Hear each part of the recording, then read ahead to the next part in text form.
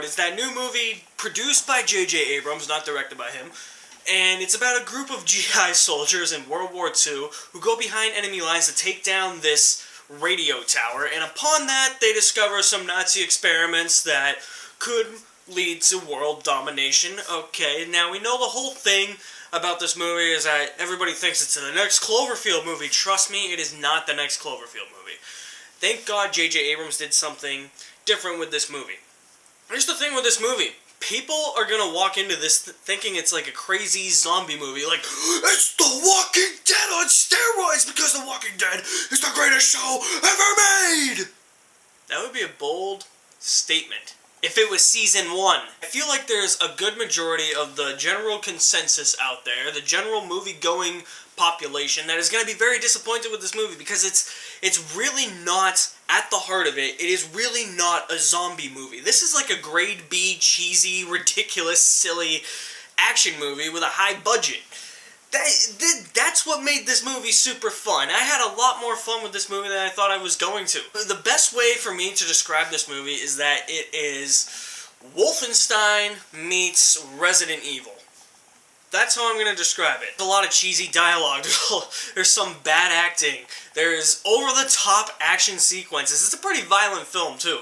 But I mean, right away, this movie hooked me, and I was interested to see where this was going. But after a while, I was kind of like, alright, when do we get into the zombies? When do we get into the zombies? But then it dawned on me, I was like, this isn't necessarily a zombie movie. It's just a fun war movie at its heart, with some silly moments thrown in. There are definitely some silly moments in this. A lot of the violence in this movie is kind of silly, and that's what really I enjoyed about Overlord. It was nice to finally really enjoy a movie that couldn't be taken that seriously. Sometimes with these B type of movies, they take themselves way too seriously, or they don't take themselves seriously, and they just come across as like C movies. There's a certain line as to what a B movie should be, and for me, this was it. I was like, this is the ultimate modern day B action movie. It's silly, it's ridiculous, it's cheesy, but at the same time, it's loads of fun. And I had a great time watching this film. Kurt Russell's son is in the movie, you can definitely tell it's him. Now, I think there's a couple of pacing issues in this movie. For a majority of the movie, this is what might also piss a lot of people off, other than the lack of zombies in this movie. For the majority of the runtime of this movie, until about the end of the second act, these main characters are stuck in this house, and they don't really do much, so that might turn off a lot of moviegoers and be like, this was supposed to be a zombie movie, but instead we're just chilling in a house. I want my money back.